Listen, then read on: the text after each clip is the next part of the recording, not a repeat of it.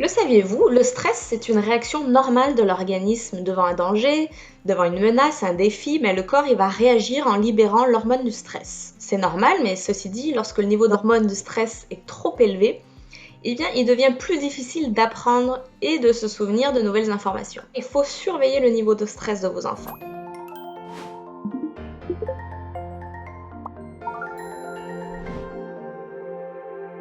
Je suis Marjolaine Masson, neuropsychologue à l'Institut des troubles d'apprentissage, et aujourd'hui je vais vous parler des manifestations physiques liées au stress, et je vais aussi vous présenter quelques stratégies pour y remédier. Il a été démontré que chez l'être humain, les situations stressantes, ce sont des situations face auxquelles on a peu de contrôle, qui sont imprévisibles, qui sont nouvelles ou bien qui menacent notre ego. Pour combattre le stress, il faut avant tout pouvoir l'identifier. C'est parfois difficile de l'identifier chez un enfant. Alors voici les signaux physiologiques du stress. Ils sont au nombre de 9 selon la chercheure Sonia Lupien, qui est directrice du centre de stress. Les pupilles qui se dilatent, les poils qui se dressent, le rythme cardiaque s'accélère, la respiration devient saccadée, les muscles deviennent tendus, les glandes sudoripares s'ouvrent, le regard ne focus plus, il y a des mouvements d'impatience, et puis il y a des pensées constantes à la situation et à la personne stressante. Ce sont ces réponses physiologiques qui nous remplissent d'un sentiment d'anxiété. Souvent, on ne peut pas agir sur la situation anxiogène. Par contre, on peut agir sur les sensations physiques qu'engendre le stress. On recommande d'utiliser toutes les stratégies qui permettent de réduire une des 9 réponses physiologiques de stress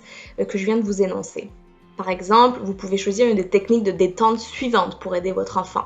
La technique de relaxation. Il en existe de plus en plus des méthodes de méditation pour les enfants sur Internet. Ça peut lui apprendre à mieux se concentrer sur l'instant présent. Les techniques de respiration. Ça permet de stabiliser la respiration et on sait que un enfant stressé a tendance à avoir une respiration plus saccadée. La cohérence cardiaque, ça permet de stabiliser leur rythme cardiaque qui a tendance à s'accélérer quand ils sont stressés. La relaxation musculaire progressive, c'est une technique qui permet de détendre les muscles qui ont tendance à se crisper quand l'enfant est stressé. Enfin, on peut aussi écouter de la musique, ça aide également à se détendre. Si vous voulez en savoir plus sur l'application de ces techniques de détente, on trouve maintenant donc facilement des tutos explicatifs sur Internet.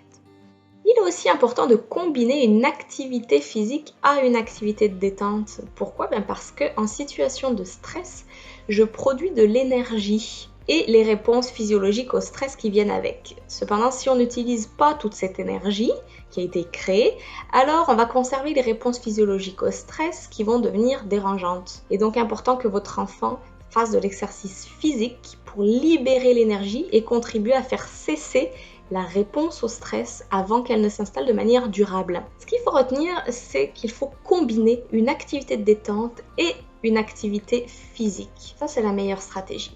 Il n'y a pas de méthode universelle pour diminuer le stress ou l'anxiété. Ce qui fonctionne pour un enfant ne fonctionne pas forcément pour un autre. Ce qui fonctionne pour votre enfant aujourd'hui ne fonctionnera peut-être pas demain. Donc, n'hésitez pas à varier dans le choix des activités de détente, par exemple. Et puis, faites confiance à vos enfants. Choisissez une stratégie selon leur intuition. Faites-les participer.